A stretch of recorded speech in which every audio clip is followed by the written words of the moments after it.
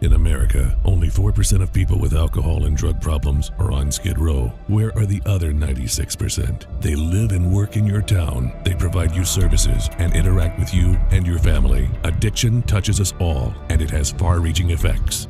At Prestera Center, we provide addiction counseling, treatment, and employee assistance programs for individuals and for businesses. Minding your own business can cost you more than business. Talk to us at the Prestera Center today. People from all walks of life face the challenges of addiction. At Prestera Center, we provide counseling, treatment, and many other programs that help individuals with those challenges. We also provide businesses throughout our region with assistance in many areas. Since our beginnings in 1967, we've helped thousands. Here are just a few of the successes that have come from Prestera Center. I started cocaine 23 and maybe 6 months, 7 months. It was a definite habit every day. And if not cocaine, then alcohol to take the shakes off for the need for cocaine. My drug of choice was methamphetamines. I got hooked on it because I had a business 24 hours a day. It kept me up. And eventually I got hooked on it, got addicted to it real bad. Lost most everything in my life over it. So I came here, tried to get a little relief, get cleaned up and sober. I took my first drug when I was 13 years old. Loved the way it made me feel, but nobody told me that the side effects were going to get worse the longer and longer I kept using. Really, while serving with the United States Army, I was a paratrooper with the 82nd Airborne. I was injured while serving with them and started abusing prescription drugs pretty much right out of the Army, kind of to self-medicate for injuries I received. Well, I grew up in a small town, and all there was to do was just for me to get high and get drunk, and I started at a very young age doing drugs and drinking, and I did it mostly to fit in because that's what everybody around me was doing. Before cocaine and alcohol, you know, I grew up in foster care, state's custody, things like that. Just kind of, I guess, like a lost kid, kind of, if that makes any sense, you know, just kind of searching for something. So when I had my first bit of alcohol and cocaine, I don't know how to explain it. I guess maybe acceptance, especially with the alcohol. You know, I felt good. When I say I lost everything, I lost a relationship of 8 years. I lost my company. I lost the rights to my children. I lost my morals. I lost everything. When I say everything, I mean everything. Everything all around me. I was homeless. I'd been homeless for about 2 years.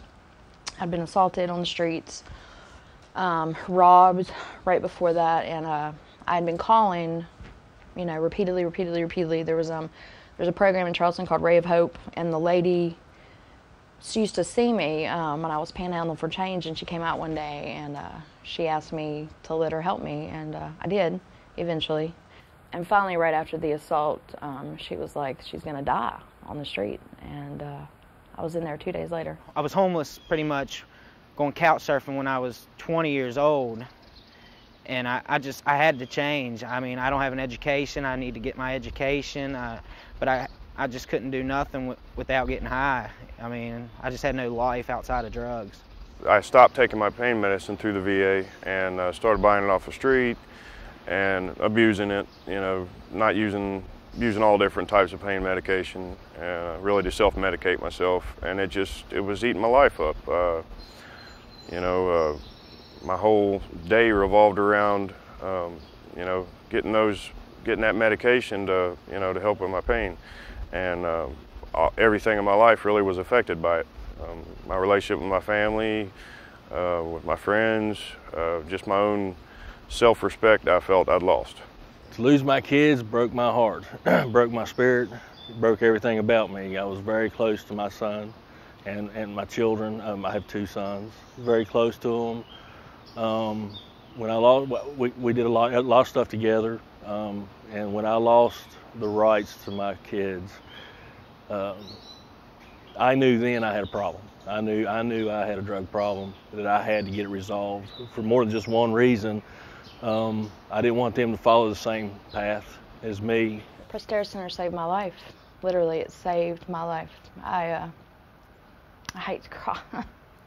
It saved my life. I can tell you, when I got clean, I was so raw, like I said, you know, and I had 14 write-ups. It's no joke. I had 14 write-ups when I went to the Park West on the West End, and they should have kicked me out, and they just didn't, because they saw, you know, this scared little kid, basically, who just needed some time and attention, and they gave it to me.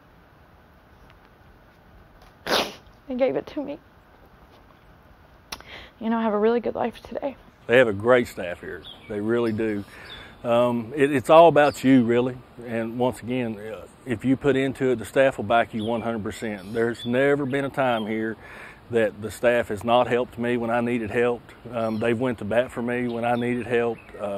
But it's all about you. If you're serious about this thing and you really want to do it, they will back you 110%. Absolutely. My experiences with the staff really have been great. They're very kind and very helpful. Everyone from the BRS workers, you know, to the recovery coach, all the way to, you know, my one-on-one counseling. It really, they meet every one of my needs. And the thing is, they call this a disease, and I didn't know that when I got clean, but Prestera kept calling it a disease, and, you know, it's a disease in my mind because that person that panhandled for change at 6 o'clock in the morning to be able to buy a beer by 7 o'clock is non-existent today. You know, I don't even think like that today. My life today, it's unparalleled to where it was when I first came here. I'm holding down a job. I've got 15 months, a little over 15 months clean today. The relationships that I have with not just family members or friends, but co-workers is a lot stronger. Before it was just I viewed people as objects in my way who prevented me from getting what I wanted. Now it's I can look at another person unconditionally and say that I love them, and was unfathomable to me at the time. I mean, I have desires to do stuff. You know, I want to go to school. I want, you know, to get a job. I've never worked a job. You know, I mean, just all this stuff I need to do, and it's available to do now that I'm clean. I mean, I just see so much potential in myself that I never seen. I thought I was never going to do nothing. I always said I'm probably going to die before I'm 23. You know, I just had that feeling. I just felt like I was going to die, and through the Prestera, I mean, they've taught me a lot. It's teaching me a way to live. I mean, it's just opening my eyes to so much stuff I can do with my life.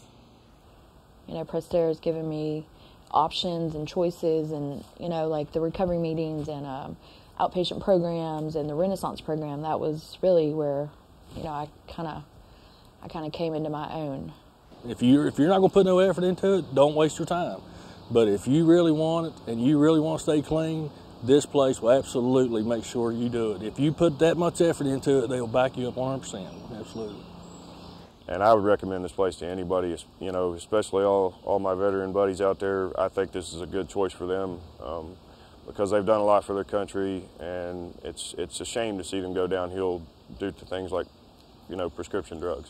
When I started this, I didn't think that there was any hope for someone like me. You know, I was so far gone.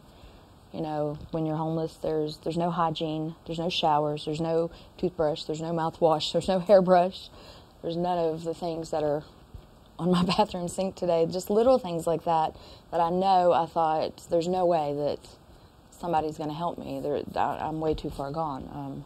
So it really doesn't matter if you're homeless or on the streets or the alcoholic who works 9 to 5 and comes home and does the kid thing, but is still an alcoholic.